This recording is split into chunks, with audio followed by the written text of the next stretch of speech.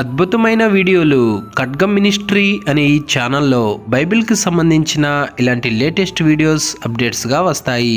ఈ ఛానల్ని సబ్స్క్రైబ్ చేసుకుని వాళ్ళు సబ్స్క్రైబ్ చేసుకోండి, తెలియని వారికి షేర్ చేయండి. ఇవి సండే స్కూల్ పిల్లలకును, విశ్వాసులకును, సేవకులకును బైబిల్ని అర్థవంతంగా చదవటానికి, బోధించటానికి కూడా ఎంతగానో సహాయపడతాయి. ఆల్రెడీ ఈ వీడియోలన్నీ ఈ ఛానల్లో రెఫరెన్స్తో సహా వివరంగా ఉన్నాయి. చూడండి, బైబిల్ని అర్థవంతంగా చదవండి. కీర్తనల గ్రంథము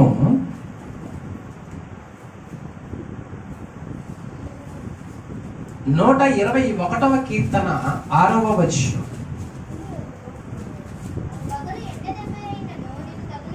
పగలు ఎండ దెబ్బ అయినను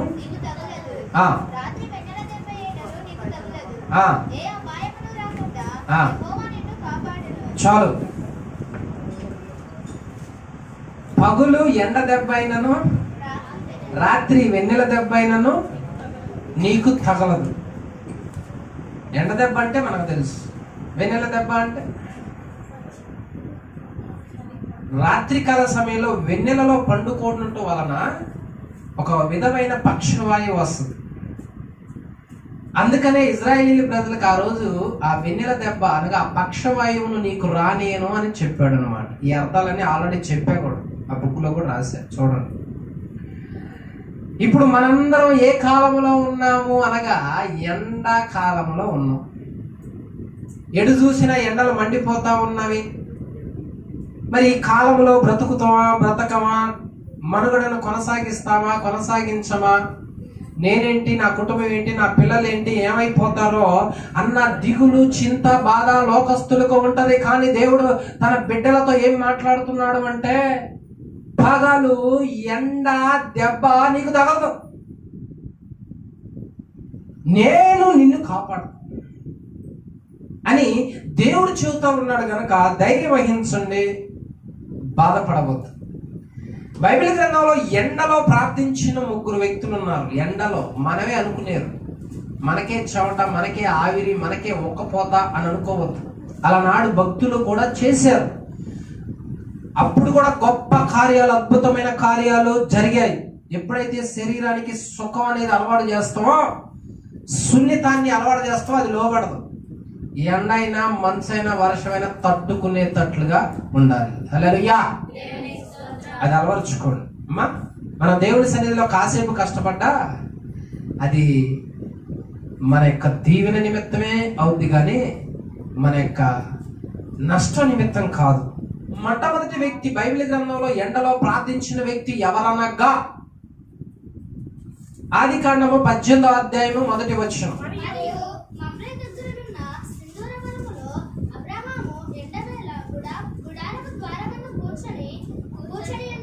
చాలు.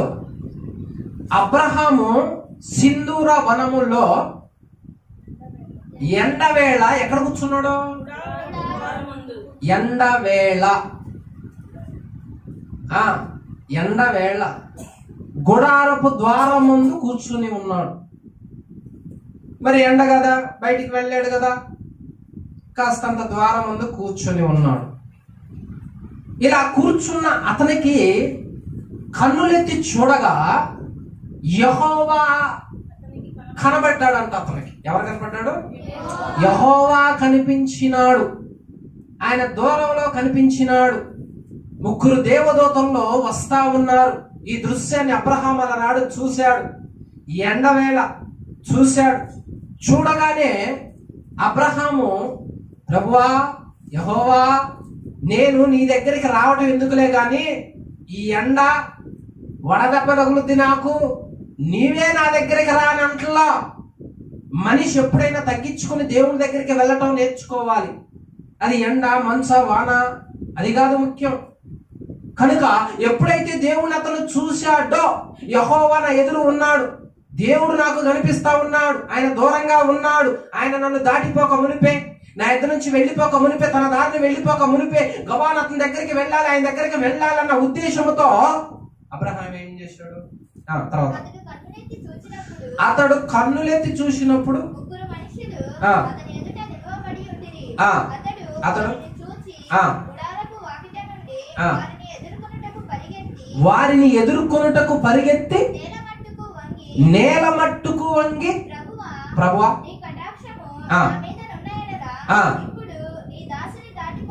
నన్ను మాత్రం దాటిపోవద్దు,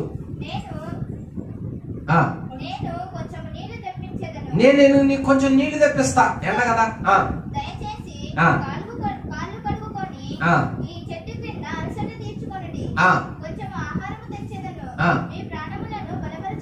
చాలు. ఎక్కడ చేస్తాడు ఈ ప్రార్థన? ఎక్కడ ఈ మొర చేస్తున్నాడు? ఎండలో యెహోవాకి మొర పెడుతున్నాడు, ఎండలో యెహోవాని వేడుకుంటున్నాడు. అమ్మా, కష్టం అంటే నాదే కావాలా, శ్రమ అంటే నాదే కావాలా, నాకు వచ్చిన కష్టం ఎవరికి రాలేదు కావాలా అని అనుకోవద్దు, అట్లా పోల్చుకోవద్దు. ప్రార్థన అనేది ఎప్పుడైనా చేయగలిగిన కెపాసిటీ ఉండాలి, సిగ్గుపడకూడదు. ఎప్పుడైతే అతని కళ్ళ ముందు ఎవరు కనిపిస్తున్నారు, దేవుడు కనిపిస్తున్నారు కనుక ఆలస్యం చేయకుండా ఆయన వెళ్ళిపోక మునిపే గబాన వెళ్ళి పరుగెత్తాడంట. ఆహా, దేవుని సన్నిధి, దేవుడు అంటే ఎంత భయమో. అధికారుల దగ్గర కొరకటం కాదు, వ్యర్థమైన వాటి దగ్గరికి వేగిరమే వెళ్ళటం కాదు, కాస్తంత దేవుడి దగ్గరికి కూడా వేగిరమే రావటం నేర్చుకోవాలి. ఏ సమయం? ఎండలే ఇప్పుడు బాగాలే, వడదెబ్బ తగులుద్ది అని అనుకోకూడదు. ఈ చల్లబడ్డ తర్వాత నేను వచ్చి ఆయనతో మాట్లాడతాలే అని అనుకోకూడదు. అప్పటి వరకు ఆయన అలా వెయిట్ చేస్తాడని నువ్వు అనుకోవద్దు. చూడు, లేఖనం ఏమంటుంది అక్కడ? యెషయా గ్రంథం 55వ అధ్యాయం 6వ వచనం. యెషయా గ్రంథం 55:6. యెహోవా, చూసుకోండి అక్కడ, యెహోవా మీకు దొరుకు కాలమందు, మీకు దొరికే కాలమంది ఆయన వెతకండి. ఆయన సమీపంలో ఉండగా, చూసావా, ఆయన నిన్ను కటాక్షించి నీకు సమీపంలో, నీకు దగ్గరలో ఉన్నాడు. నువ్వేం చేయాలి అంటే నిర్లక్ష్యం వహించకూడదు, సోమరితనం వహించకూడదు, ఆలస్యం చేయకూడదు, కేర్లెస్ తీసుకోకూడదు. సోమరితనాన్ని ఎప్పుడైతే మనం చూపిస్తామో దేవుడు వెళ్ళిపోతాడు, ఉండడు. ఆయన నీకు సమీపంగా ఉండగానే, నిన్ను దీవించాలనుకునగానే, నీ బ్రతుకు మార్చాలని అనుకునగానే, నీకు ప్రత్యక్షం కాగానే, నీకు ఆ కృపనిచ్చినగానే వెంటనే అందుకోవాలా, వెంటనే కృపను వేడుకోవాలి, వెంటనే బ్రతిలాడాలి, వెంటనే పరిగెత్తాలా, వెంటనే సాగిలపడాలా. ఈ మనస్సు కలిగిన వాళ్ళు ధన్యులు. హల్లెలూయా. మీకు దొరుకు కాలం ముందు, సమీపంలో ఉన్నప్పుడు ఇచ్చిన అవకాశాన్ని కోల్పోవద్దు. చాలా మంది చేస్తుంది అదే. నిన్ను మార్చాలనే కదా నీతో మాట్లాడుతున్నాడు, నిన్ను ఆయన వైపు నడిపించాలనే కదా, నిన్ను అభివృద్ధి పరచాలనే కదా, నిన్ను రక్షించాలనే కదా, నీకంటే ఒక స్థితి కలిగించాలనే కదా నీకు సమీపంగా, నీకు దగ్గరగా వచ్చినాడు. ఈ మాటలు వినిపిస్తా ఉన్నాడు. నువ్వు ఇంకా ఆలస్యం చేయనేలా, ఆలస్యం కావటానికి, తడవు చేయటానికి కారణం ఎలా? అలా చేస్తే ఆయన దొరికే కాలాన్ని పోగొట్టుకుంటావు. కుమారుడా, నీకు ఇచ్చిన అవకాశాన్ని పోగొట్టుకున్నావు. నువ్వు నాకు మొరపెడతావేమో, నన్ను బతిలాడుకుంటావేమో అని నేను నీకు సమీపంగా వచ్చా, వెయిట్ చేశా, ఉన్నా, ప్రత్యక్షత కనిపించింది. కానీ నువ్వేం చేసావంటే దాన్ని నిర్లక్ష్యం చేసుకున్నావు. మనం దేనికైతే ఇంపార్టెంట్ ఇస్తామో అది మన మీద ఏలుబడి చేస్తుంది. దేవునికి ఎక్కువ ఇంపార్టెంట్ ఇస్తే ఆయన మన మీద అధికారి అని అర్థం. అవునా? అంత ఆస్తిపరుడైన అబ్రహాం దేవుడి దగ్గరకు వచ్చేసరికి ఉరుకుతున్నాడంట. ఉరికి ఎక్కడైతే తల వంచుతున్నాడు, నేల మట్టుకు, ఎండలో నేల మట్టుకు తల వంచి, యెహోవా, ప్రభువా, నా ఇంటికి వచ్చి అని మంచిదో. ఎండలో చూడు ఏమంటున్నాడు, నీవు నా ఇంటికి రావాలని ఎండలో అడ్డం తిరుగుతున్నాడు దేవుడికి.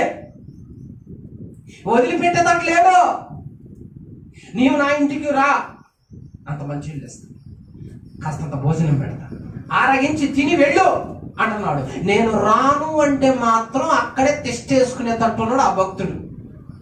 నేను రాను అంటే వదిలిపెట్టేటట్టు లేడు ఆ భక్తుడు. ఆ ఎండలోనే ప్రభువా ప్రభువాని బతిలాడుతా ఉన్నాడు. అప్పుడు యెహోవా ఇతని క్రమశిక్షణ, దేవుడికి ఇతడు ఇచ్చే ఇంపార్టెంట్, ఆ ఎండలో ఇతడు చేస్తున్న ప్రార్థనను ఆలకించి మారు మాట కూడా పలకల. ఎరా, నేను వచ్చి నీ ఇంట్లో అన్నం తినే అంత ఓడిరా నువ్వు, అంత గనుడురా, అంత గొప్పోడిరా నువ్వు, మనల్ని ఎవరైనా పోయినా పిలవాలనుకో 10 సార్లు అమ్మా అమ్మా బొట్టు పెట్టి అయ్యా అతను బ్రతిలాడగానే దేవుడు ఏం చేశాడంటే మారు మాట పలకలా, నీ మాట చొప్పున చదువుడా ఏముంది అక్కడ. తర్వాత కొంచెం ఆహారము తెచ్చెదను, మీ ప్రాణములను బలపరచుకొనుడి, ఆ. తరువాత మీరు వెళ్ళవచ్చును. ఆ. ఇంత నిమిత్తము కదా మీ దాసుని యొద్దకు వచ్చితినెను. ఆ. వారు నీవు చెప్పినట్లు చేయమనగా. చెప్పారా? నువ్వు చెప్పినట్లే. నువ్వు ఏదంటున్నావో, నువ్వు ఏదైతే కోరుతున్నావో, నీ ఇష్టాన్ని, నీ సంతోషాన్ని, నీ ఆనందాన్ని నేను కాదనను. ఎందుకంటే ఆ ఎండలో కూడా సమయం తీసుకుని నాకు ఇంపార్టెంట్ ఇచ్చి బ్రతిలాడి నా దగ్గరకు వచ్చి అడుగుతున్నావు గనుక నీలాంటి వాడి దగ్గరకు రాక నేను ఎవడి దగ్గరకు పోతా? నీకు ఇంపార్టెంట్ ఇక నేను ఇంకెవరికి ఇస్తా? ఇక్కడ నన్ను బ్రతిలాడుతున్నా నా ఇంటికి రానే, నువ్వు ఈ ఎండలో, ఎండాకాలంలో, ఈ ఒక్క పూతలో దేవా నా ఇంటికి రా అని బ్రతిలాడటం నేర్చుకోవాలి. ప్రార్థన చేసేటప్పుడు ప్రతి సందర్భంలో ఒకేది ఉండదు. కొన్నిసార్లు చలి ఉంటుంది, కొన్నిసార్లు వర్షం ఉంటుంది, కొన్నిసార్లు ఎండ ఉంటుంది. అంత మాత్రాన తిండిని ఆపుకోము, స్నానాన్ని ఆపుకోము, పని బాటలను ఆపుకోము, వంట చేయటం ఆపుకోము, పిల్లలకు స్కూల్కి కాలేజీలకు పంపించటం. మరి ప్రార్థన దగ్గరకు వచ్చేసరికి ఎందుకు ఎన్ని ఒక్కరు చెప్తాం మనం? దేవుడు మన ఇళ్ళకి రాకపోవటానికి కారణం ఏమిటి అంటే ప్రార్థన దగ్గరకు వచ్చేసరికి నరుడు చెప్పే వంకలు 1 కాదు 2 కాదు ఎన్ని చెబుతాం. ప్రభువా యెహోవా నీ దాసుని దాటిపోవద్దయా, నా ఇంటికి రాయా, నా ఇంటికి రాయా, నా ఇంటికి నువ్వు రావాలి రావాలి రావాలని ఈ ఎండలో యెహోవాకి అడ్డం తిరిగి మొరపెడుతున్నాడు. ఫ్యాను లేవు, ఏసీ లేదు, నీడ లేదు, చెట్టు నీడ లేదు, గుడిసె లేదు, పెంకులు లేవు, డాబా లేదు, ఏమీ లేదు.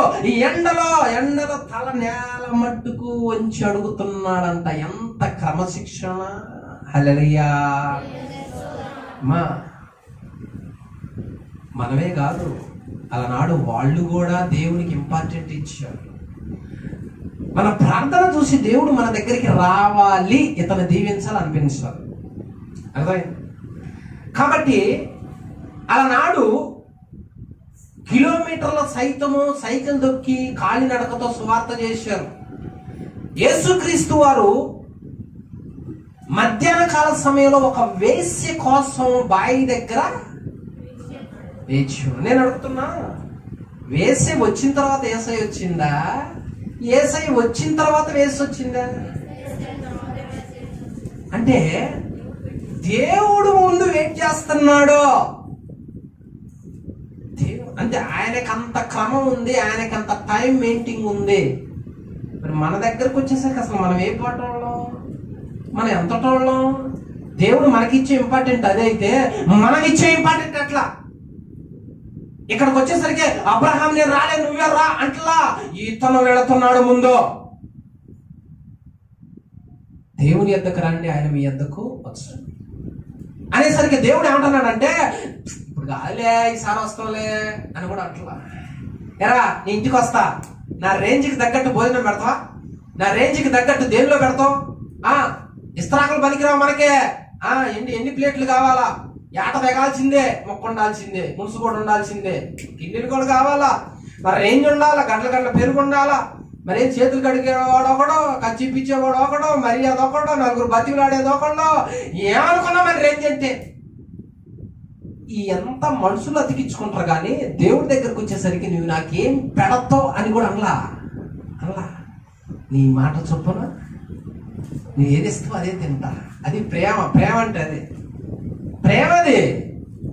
ప్రేమ కాబట్టి నీ ఇంట్లో పచ్చడి మెతుకులు, కుళ్ళోళ్ళు, ఇంత తింటనే అనుకునేవాళ్ళు, పైకి నటించేవాళ్ళు, ఎంత పెట్టినా వేస్ట్. అది ఎంత పెట్టినా వేస్ట్. అది ఎప్పుడైతే ఎండలో అతను బతిలాడాడో ఆ ఇంటికి వచ్చేసరికి తీరని అక్కర ఒకటి ఉంది. 25 సంవత్సరాల నుంచి ఆ కుటుంబంలో పిల్లాడు లేడు, ఆస్తులు ఐశ్వర్యాలు అన్నీ ఉన్నాయి, సంతోషం లేదు. ఆ కుటుంబం జీవితం ఇదిగో వాడిపోయింది. వాళ్ళిద్దరు జీవితాల్లో ఒక లోటు అలాగనే ఉంటే 25 సంవత్సరాల నుంచి అలాగనే యజమానుడు ఉంటే ఆయన ఎప్పుడైతే ఇంటికి వచ్చి అన్నాన్ని ఆరగించాడో ఇక ఒక దీవెన, ఒక బ్లెస్సింగ్, ఒక ఆశీర్వాదం ఇస్తున్నాడు. ఏమనంటే మునుపటికి ఈ కాలమునకు నీ భార్యను నేను దర్శిస్తా, ఆమె కవిగిట నీకు ఒక కుమారుడు ఉంటాడు, పో, యెహోవాకు అసాధ్యమైంది ఏదీ లేదని చెప్పి దీవించి వెళ్ళిపోగా అన్నమాట ప్రకారం శారాన్ని దేవుడు దర్శించిన తర్వాత అతనికి ఒక మంచి కుమారుణ్ణి దేవుడు ఇస్తాడు. హల్లెలూయా. ఎండలో ప్రార్థించటం వల్ల ఏ కార్యం జరిగింది? 25 సంవత్సరాల నుంచి తీరని సమస్య అమ్మా, 25 సంవత్సరాల నుంచి తీరని సమస్య ఒక్క ప్రార్థన తీర్చేసి. నీ కుటుంబంలో కూడా ఈ మధ్యాహ్న కాల సమయంలో అట్టి వండర్ఫుల్ అద్భుతాన్ని దేవుడు చేయునుగాక. మొట్టమొదటిగా ఎండలో ప్రార్థించిన భక్తుడు ఎవరు? అబ్రహాము. రెండవ వ్యక్తి అమ్మా, అలనాడు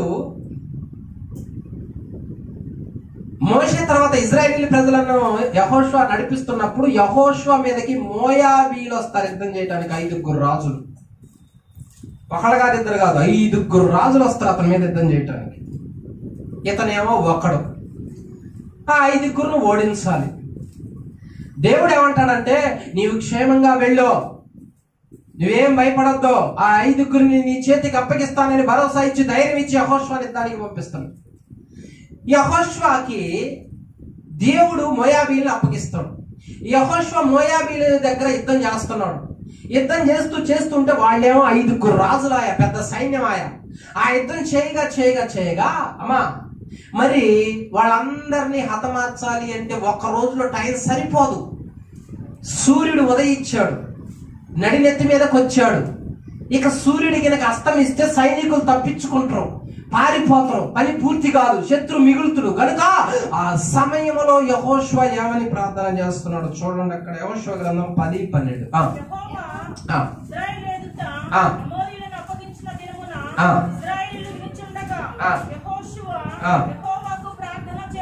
ఏమని? సూర్యుడా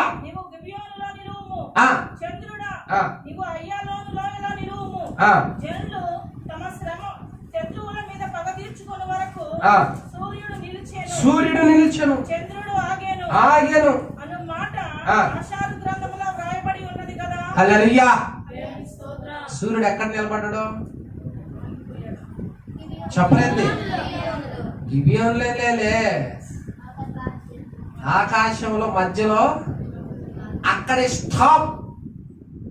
ఇంకా ఆయన ముందుకు గాని వెనక్కి గాని పక్కకు గాని జరిగే కార్యక్రమం చూసావా? ఎండలో ప్రార్థన ఏమని ప్రార్థన చేస్తున్నాడు యెహోషువ అంటే, అయ్యా మేము శత్రువుల మీద పగ తీర్చుకోవాలి అంటే వెలుగు కావాలి.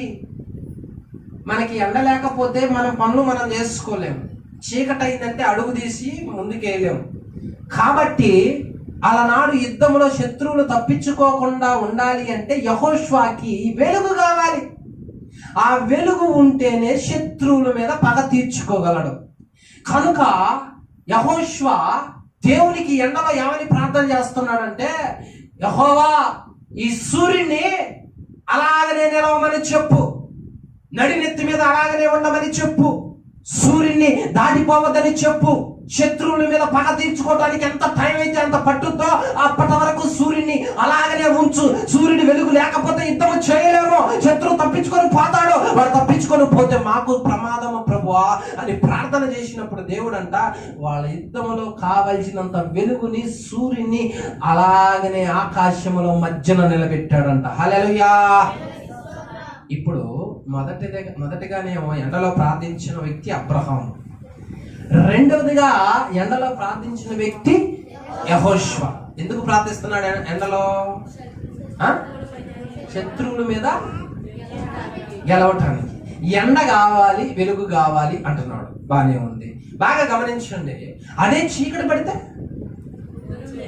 యుద్ధం శత్రువు తప్పించుకొని పోతాడు, శత్రు దొంగ దెబ్బ తీస్తాడు. మన జీవితంలో దేవుని వెలుగు మన మీద ఉన్నంతసేపే గెలవగలం. దేవుని వెలుగు మన మీద ఉన్నంతసేపే శత్రువును పసిగట్టగలం. యెహోషువ ఉద్దేశం ఏంటంటే చీకటి పడితే వాడు ఎక్కడ మనకు కనపడ్డావు, చీకటి పడకుండా వెలుగుంటే వాడు కనపడతాడు. అలాగనే దేవుని ఆత్మ అభిషేకం పొందుకున్న మనము, దేవుని వెలుగును పొందుకున్న మనము ఇదిగో దుష్టుని క్రియలను గమనించగలం, దుష్టుల అధికారాన్ని గమనించగలం, దుష్టులు మన మీదకు తెస్తున్న పాప క్రియలను గమనించగలం. అప్పుడు లయం చేయగలం. ఆ వెలుగే మన మీద లేకపోతే వాడు ఎటు నుంచి పని చేస్తున్నాడో, ఎక్కడి నుంచి దెబ్బ కొడుతున్నాడో మనకు అర్థం కాదు.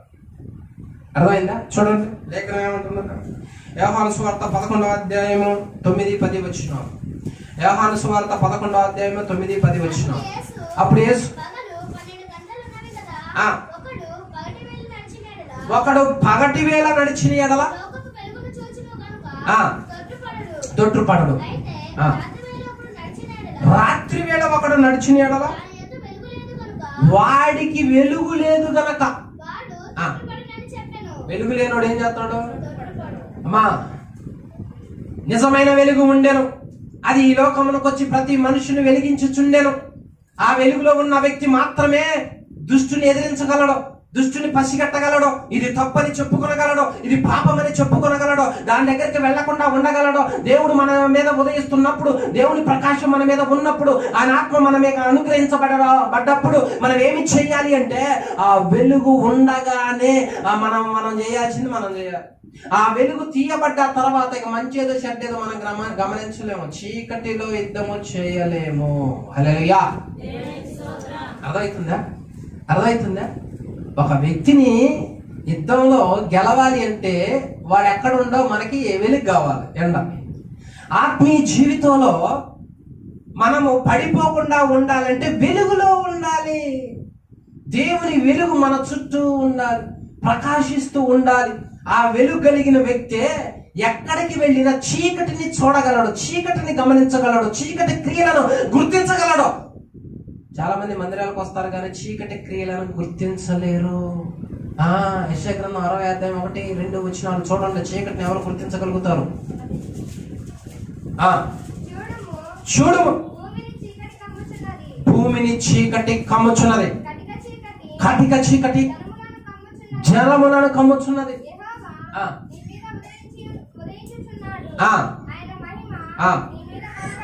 చూసావా?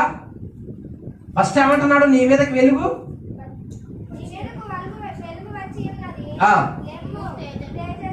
భూమిని చీకటి కమ్ముతున్నది. వెలుగు వచ్చిన నీవే ఆ చీకటిని గమనించగలవు, ఆ చీకటిని చూడగలవు, ఆ చీకటిని తరిమి కొట్టగలవు, దాన్ని లయపరచగలవు. అనగా ఈ రోజు మనల్ని పాడు చేస్తున్న ప్రతి ఒక్క వ్యర్థమైన ఆలోచనను, ప్రతి వ్యర్థమైన క్రియలను మనం పసిగట్టాలి అంటే దేవుని వెలుగు మన మీద ఉదయించాలి, దేవుని ప్రకాశం మన మీదకి రావాలి, దేవుని వెలుగులో మనం ఉండాలి. అందుకని యెహోషువ అంటాడు, నీ వెలుగు లేకపోతే వాడిని నేనేం చేయలేను, వాడు నాకు దొరకడు. నీ వెలుగుంటేనే వాడిని చంపగలుగుతా. మనము కూడా అయ్యా నీ వెలుగు ఉంటేనే చీకటి క్రియలు నాకు అర్థమైతే, చీకటిని గమనించగలను, దాని నుంచి తప్పించుకోగలను, దాన్ని ఎదిరించగలను. అదే నీ వెలుగు నాకు లేకపోతే చీకటి నన్ను అలుముకుంటది, చీకటి నా మీదకి వస్తుంది, నేను చీకటిలో కలిసిపోతాను, చీకటి నన్ను పాడు చేస్తుంది. కనుక నీ వెలుగు నా మీదకి ఉదయింప చేయయ్యా అని ప్రార్థించాలి యెహోషువ చేసినట్టు. అమ్మా, చాలా మంది ప్రార్థన చేస్తారు, వెలుగు లేదు. వెలుగు లేని జీవితాలు ఎలా ఉంటాయంటే చీకటిలోనే ఉంటాయి. చీకటి అనగా పాపపు క్రియలు, చీకటి అనగా దెయ్యపు క్రియలు. వాళ్ళు దేవుళ్ళో ఉంటారు, మరలా పాపము చేస్తూనే ఉంటారు. అనగా చీకటిని గమనించలేరు, దాన్ని ఎదిరించలేరు, దాని మీద పోరాడలేరు, ఇది తప్పని గ్రహించలేరు. కనుక వెలుగున్నవాడే చూడగలడు, వెలుగున్నవాడే దాన్ని పసిగట్టగలడు.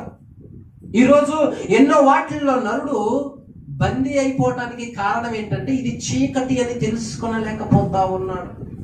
వెలుగు చీకటి దగ్గరకు వస్తే చీకటి ఏమైంది? చీకటి ఉంటుంది అక్కడ? ఉండదు. ఒక వ్యక్తిలోనికి దేవుని వెలుగు వస్తే చీకటి ఉండదు. ఆ వెలుగు ద్వారానే మనం చీకటిని తరిమకూడదు. అలాగనే మన జీవితంలో దేవుని యొక్క వెలుగు మన మీదకు ఉన్నప్పుడు, మనలో ఉన్నప్పుడు చీకటిని గమనించి దాన్ని లయపరచగలుగుతాము. కనుక యెహోషువ ఎండలో ఏమంటున్నాడంటే, అయ్యా నీ వెలుగు అలాగనే ఉండాలి, నీ వెలుగు అలాగనే ఉంటానే వాడు ఎక్కడున్నా మాకు కనపడతాడు.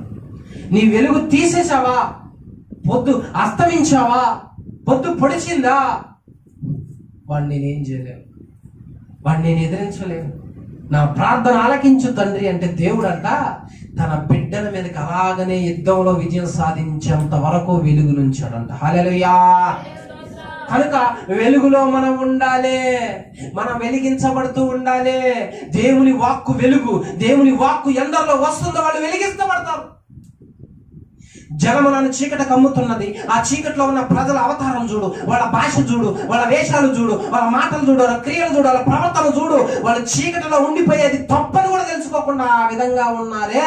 వెలుగొచ్చిన నీవే దాన్ని పారదోరగలవు, వెలుగొచ్చిన నీవే దాన్ని లయపరచగలవు, నీవే దాని మీద యుద్ధం చేయగలవు. నీ మీద ఉదయిస్తున్న ఈ ఎంట దినాలలో, ఈ చివరి కాలంలో, ఈ చివరి గడియలలో నీ మీద, నీ కుటుంబం మీద, నీ పిల్లల మీద నేను ఉదయిస్తున్నాను కాబట్టి నీ ఒక్కడే చీకటిని తరమగలవు. నీ స్నేహితులైన ఎవరినైనా ఆ చీకటిలో నుండి నా వైపుకు నడిపించగలవు. హల్లెలూయా. అర్థమవుతుందా అమ్మా?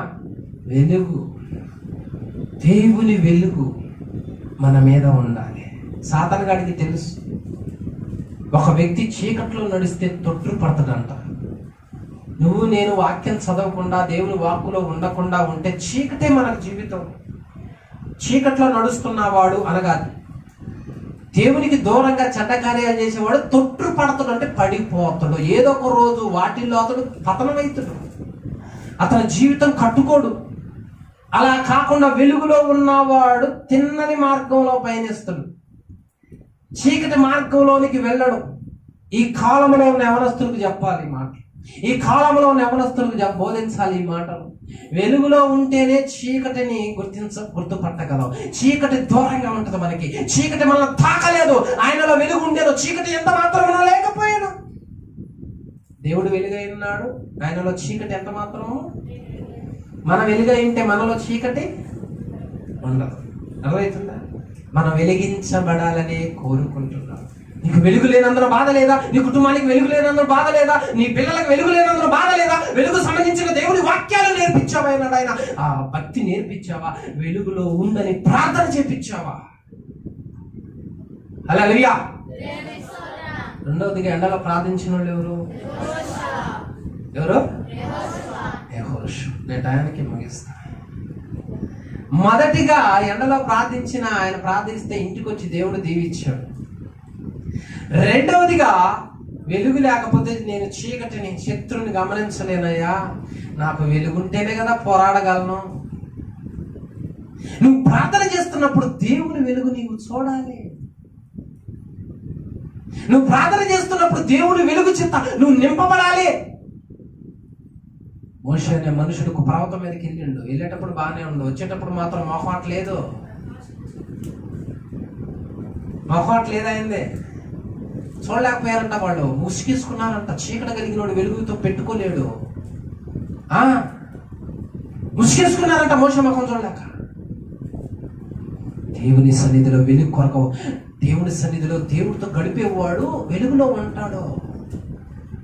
10,000లో ఒక వ్యక్తి అతను, లక్షల్లో ఒక వ్యక్తి అతను. అలాంటి వాడికి ఆ ప్రత్యేకత. దేవుడితో గడిపేటట్టు చూసుకో. యుద్ధంలో ఓడిపోకూడదు, నేను గెలవాలి, వెలుగు కావాలి అంటున్నాడు. యుద్ధంలో ఓడిపోకూడదు నేను, నీ సహాయం, నీ వెలుగు లేకపోతే ఎట్లా అంటున్నాడు. మనం కూడా దేవుడిని ఆ విధంగా అడగటం నేర్చుకోవాలి. దేవుడితో గడపండి, కాస్తంత టైం, కాస్త ప్రార్థన చేసి వాక్యం చదవండి. ఒక గంట సేపు ప్రార్థన చేసి వాక్యం చదవండి. అప్పుడు పరిశీలించుకోండి మీ ప్రవర్తన. భారం తొలగిపోయి ముఖం అలాగనే ప్రార్థన చేయగా, వాక్యం చదువుతూ ఉండగా ముఖం తేజస్సుతో నిండిపోతుంది. ఎందుకంటే మనుషులతో కాదుగా సహవాసం చేస్తుంది, వెలుగుతోగా. వెలుగు కదా, అర్థమైంది? మోటుతనం పోతే వెలుగు చేత నింపబడదు. కనుక యెహోషువ లాగా మనం కూడా, యా వెలుగును నా మీద నుండి తీసేయద్దు, నన్ను వెలుగులోనే ఉంచితేనే యుద్ధం చేయగలుగుతా, లేకపోతే నేను చెయ్యలేనయా అనాలి. సొంత తెలివితేటలు ఉపయోగించవద్దు. అమ్మా ఈ వారం మందిరానికి రాకుండా నిష్ఠూరం వస్తాను, ఏం కాదులే అని సొంత తెలివితేటలు ఉపయోగించవద్దు. వెలుగు కింద ఎప్పుడు మనం ఉండాలి, వెలిగించబడుతూనే ఉండాలి. చీకటిలోకి పోకుండా ఉండాలంటే దేవుడితో దగ్గర సంబంధం కలిగి ఉండాలి. వెలుగు దూరంగా ఉండి మనం ఏం చేయాలి? ప్రతిరోజు ప్రార్థించాలి, వెలుగులో ఉండాలి. హల్లెలూయా. ఎంతమంది అయిపోయారు? 2 అయిపోయారు. అమ్మా ఇక మూడో వ్యక్తి ఎండలో ప్రార్థన చేసేవాడు. పళ్ళు గొరుగుతూ కోపంతో చేసిండమ్మ పాపం. యోనా గ్రంథం 8వ అధ్యాయం 9వ వచనం. 4వ అధ్యాయము 8, 9 వచనం. మరియు ఎండకాయగా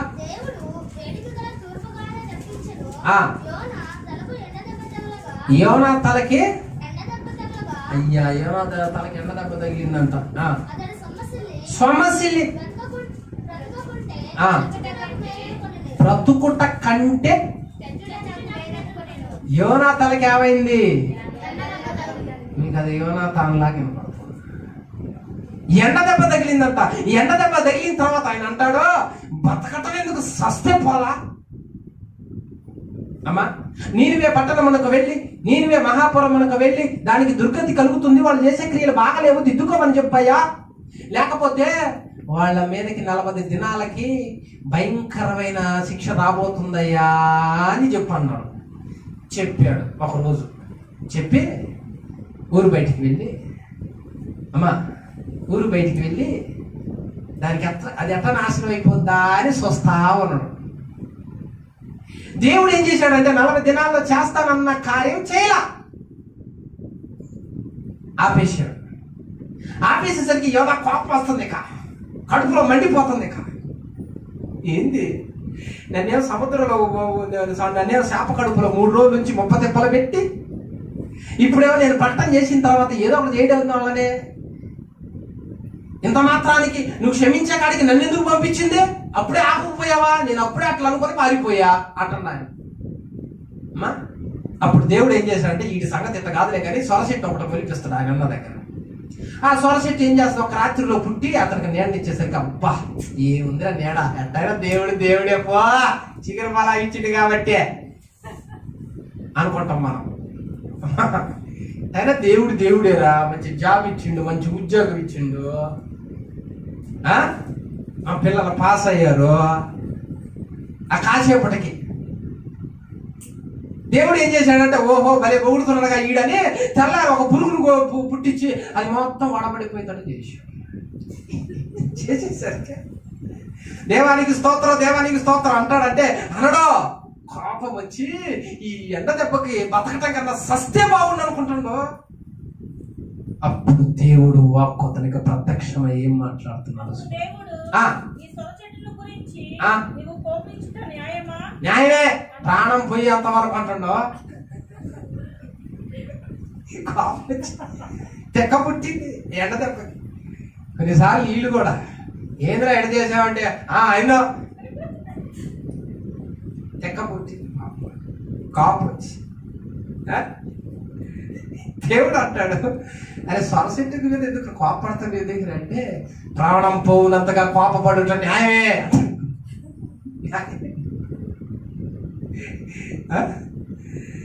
ఎందుకు దేవుడు అతనికి ఆ బాధ ఎండకు దెబ్బ కలగజేశాడు అంటే, ఇతని మనస్సు ఎదుటి వ్యక్తులు బాగు కావాలి, రక్షించబడాలి అని కోరుకోవట్లా. ఇతని మనస్సు ఎలా ఉన్నది అంటే, ఇంత కష్టపడి నేను వచ్చా, వాళ్ళకి ఏదో ఒకటి ఆటం లేదేంది, నేను ప్రకటన చేశా కదా, 40 దినాలు అయిపోయింది కదా, దేవుడు క్షమించాడు కదా, అబ్బాయికి స్తోత్రం అనే మనసు కాదది. ఎలాంటి మనసు అంటే, హాని కలగలేదండి, పాడైపోలేదండి, నాశనం అయిపోలేదండి, తిరుగుబోతులు కాలేదండి, తాగుబోతులు కాలేదండి, పడిపోలేదండి, ఎదకుండా నాశనం అయిపోలేదండి.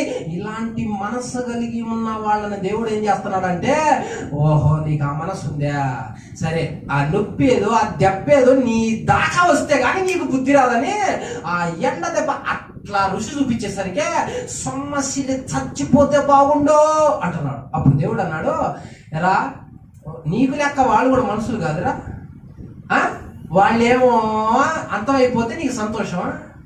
మరి నువ్వు అంతమైపోతుంటే ఎందుకు అంత బాధపడుతున్నావు? నీ బాధ వాళ్ళ బాధ ఒకటి కాదా? నొప్పి నీకేనా? బాధ నీకేనా? ఇబ్బంది నీకేనా? ఇరుకు నీకేనా? వాళ్ళ నిమిత్తం కూడా నాకు బాధ ఉందిరా. సరస్వతి విషయంలో నీకు ఇంత బాధ ఉంటే వాళ్ళ నిమిత్తం కూడా నాకు అంత బాధ ఉంది. యోనాకి ఎండ దెబ్బ తగిలితే గానీ ఎదుటి వ్యక్తి విలువ. మనం కూడా కొన్నిసార్లు జాగ్రత్తగా వినండి, పరాయాళ్ళ గురించి ఎప్పుడు చెడ్డ వార్తను పుట్టించుకుంటాం. ఎవరి గురించైనా చెడు చెప్పొద్దాం, ఎవరి గురించైనా చెడుని ప్రబలమం చేయొద్దు. ఎందుకో తెలుసా? ఆ సాక్ష్యం అలా మనం చెప్పామనుకో, దేవుడు అప్పుడు చెప్పేటప్పుడు బాగానే ఉంటుంది.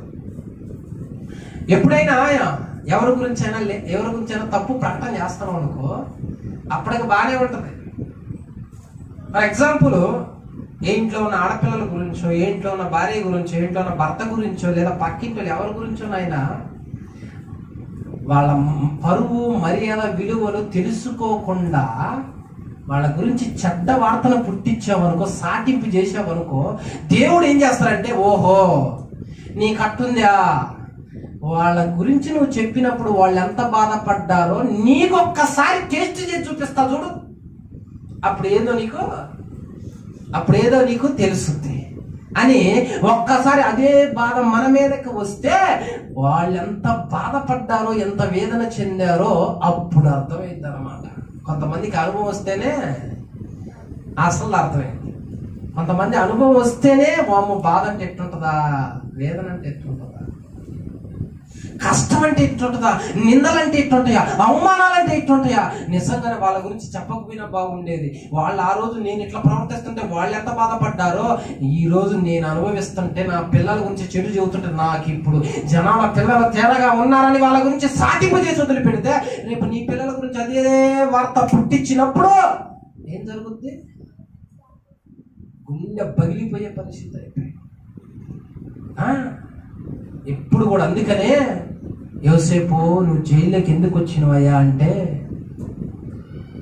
నా తప్పేం లేదయ్యా అన్నాడు, కానీ పలానా నన్ను ఇట్లా చేసిందని మాత్రం గుర్తుపెట్టుకో ఎప్పుడైనా. యోసేపు నువ్వు ఎందుకు జైల్లోకి వచ్చావంటే, మాయదారి మొహంది, నా పని నేను చేసుకుంటుంటే వల్ల నాకు ఈ గతి పెట్టింది, మంచిది కాదు అని చెప్పలా. చెబితే యజమానుడు తలదించుకోండి నలుగురు, యజమానుడికి అవమానాలు కావు, యజమానుడు బతికేం కావాలి, యజమానుడిని బాగా చూసుకున్నాడుగా, అన్నం పెట్టిండుగా, నిన్ను చేర తీసిండుగా, ఆ భర్త మంచోడే, ఈ భార్య చెట్టుది ఉంటారు. మరి వాళ్ళ గురించి నువ్వు చెడు చెబితే భర్త పరువు ఏం కావాలా, భర్త పరువు ప్రతిష్టలు ఏం కావాలా, నవ్వులు పోలుగాడు జనంలో. అందుకనే ఒక్క మాట కూడా మాట్లాడు, అయ్యా నానే తప్పు చేయలేదా ఇక్కడ జైల్లోకి రావటానికి అన్నాడు, కానీ పోతీఫరు భార్య ఇట్లా చేసి భార్య ఇట్లా చేసింది. కొంతమంది అంతే, ఒక చూపు వాళ్ళ వైపు చూసి ఒకసారి నవ్వారనుకో, వాళ్ళు మనకే ఊరు మొత్తం కోడైకి వస్తాం, బ్రదర్స్లో కానీ సిస్టర్స్లో కానీ.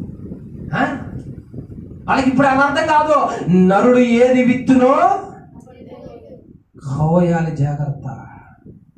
రాజుల్నే వదిలిపెట్టాలా, అహామును వదిలిపెట్టలా, రారాజు అని పిలువబడిన బైబిల్ గ్రంథంలో నెబుకద్నెజరును వదిలిపెట్టలా, గొలియాతును ఒక్క దెబ్బతో పడగొట్టిన దావీదును కూడా వదిలిపెట్టలా. మనల్ని ఎందుకు వదిలిపెడుతుంది? వాక్యం తెలియకపోతే తెలుసుకో. వాక్య విషయంలో చాలా జాగ్రత్తగా ఉండాలి. ఎదుటి వ్యక్తి గురించి మాట్లాడేటప్పుడు చాలా జాగ్రత్తగా మాట్లాడాలి. అంతే, వాళ్ళ పరువు ప్రతిష్టలకు భంగం కలిగేటట్లుగా మాట్లాడకూడదు. చెడ్డోళ్ళు అందరిలో చెడ్డోళ్ళు ఉంటారు. అంత మాత్రాన మా ఇంట్లో లేరులే, మా ఇంట్లో అంతా పవిత్రులే, మేము మంచోళ్ళలే అని అవకాశం దొరికింది కానీ నోరు పారేసుకొని ఇంట్లో కోడై కూసి, రోడ్డు మీద కోడై కూసినాం అనుకో, అదే స్థితి ఒకనాటికి మనకి కలిగితే ఆ బాధ వేదన ఎట్లుంటుందో అప్పుడు అనుభవించాల్సి వస్తుంది. యోనా ఎండ దెబ్బ ఎలాంటిదో, ప్రాణం పోయేటప్పుడు రుచి ఎట్లుంటుందో ఇప్పుడు తెలిసిందా? నీ దాకా వస్తే కానీ అర్థం కాలేదా? వాళ్ళ దాకా పోతుంటే మాత్రం ఏంది కాలేది అంటవా? టేస్ట్ చూడని చూపించిన అర్థమైందా? అనండి. ఎవరో గురించైనా నోరు పారేసుకునేటప్పుడు మంచి చెప్పండి, సాధ్యమైనంత వరకు మంచిగా చెప్పండి. వాళ్ళ తప్పులు మనకు అనవసరం, వాళ్ళ రహస్యాలు, వాళ్ళ వ్యక్తిగత జీవితాలు మనకు అనవసరం. మనకెందుకు ఇతర రహస్యాలు? మన బతికేది, మన జీవితం ఏది, మన పిల్లలు ఏది, మన ఇది చూసుకో. అవి తెలుసుకోవటం మంచిది కాదు. అవి వ్యర్థమైన విషయాలు ఎందుకు తెలుసుకోవటం వేస్ట్. అందుకే చెడ్డ వాటిని పలకకుండా నీ నాలుకను కాల్చుకో, వ్యర్థమైన నీ చెవులకు వినపండి. రేపు నువ్వు అది సంతోషమే, నీకు అలాంటి వాడు పాడైపోతుంటే చూడాలని ఆశగా ఉన్నది అనుకుంటే, రేపు అదే నీ మీద కొద్ది ఆ రుచి నీకు దేవుడు చూపించినప్పుడు తెలుస్తుంది. అమ్మా ఎంత ఉందా అమ్మా. యోసేపు నమ్ముకున్నప్పుడు ఆనందంగా ఉంది, సంతోషంగా ఉంది, డబ్బులు వచ్చాయి, మనకి ఇక తిరుగులేదు అనుకున్నాను అన్నలో. ఆ బాధ అతను ఎట్ట పడ్డాడో, ఎంత వేదన చెందాడో, నరక ఎట్లా అనుభవించాడో, ఒకనాడు తమ్ముడు దగ్గరకు వచ్చి పట్టబడ్డప్పుడు మాట్లాడుకుంటున్నాడు. ఎవరిని మాట్లాడుకుంటున్నారు చూడండి. ఆదికాండము 42వ అధ్యాయం 21. అప్పుడు వారు నిశ్చయముగా చూసావు ఏమనుకుంటున్నారు? అతడు మనలను బతిమాలుకున్నప్పుడు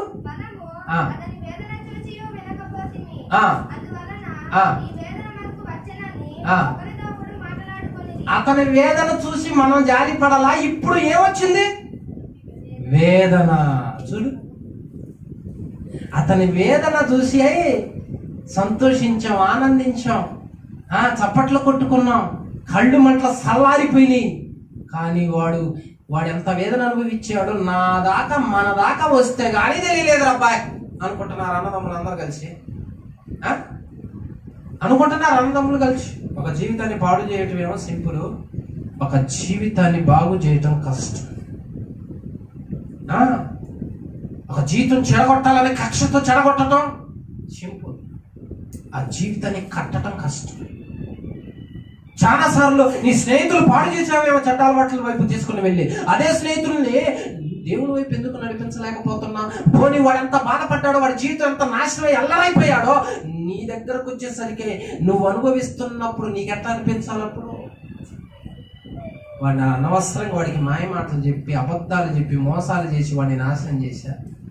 కానీ ఇప్పుడు నా మీదకి వస్తున్నసరికి ఇప్పుడు అనుభవిస్తున్నా నేను. వాడెంత బాధపడ్డా, వాడంత వేదన చెందాడా, ఇప్పుడు అనుభవిస్తున్నా. అతని వేదన చూసి కూడా మనం కనికరించలేదు కనుక మన మీదకి ఈ వేదన వచ్చింది అనుకుంటున్నారు వాళ్ళు. మనం కూడా వేదన అనుభవిస్తున్నాం. అర్థమైందా? పొరుగురు గురించి అయినా, వాళ్ళ పిల్లలైనా, భార్యలైనా, ఏటి గురించి అయినా లోకంలో కోడై కొయ్యొద్దు. వాళ్ళు పాడైపోతుంటే నవ్వొద్దు, సంతోషించొద్దు, ఆనందించొద్దు. అది మంచిది కాదు. రేపు ఆ టేస్ట్, రుచి ఎలా ఉంటుందో మన దేవుడు తీసుకొచ్చినప్పుడు అప్పుడు అనుభవించాల్సి వస్తుంది మనం బాధ. తెలుసో తెలియకో ఇదివరకు అలాగా చేసావేమో, జాగ్రత్త. ఎవరైనా ఎండలో ఏమని ప్రార్థన చేస్తున్నాడో తెలుసా? నేను సావటమే మంచిదని ప్రార్థన చేస్తున్నాడు. ఎందుకంటే దేవుని శిక్షను తెప్పించుకొని ప్రార్థన చేస్తున్నాడు. అప్పుడు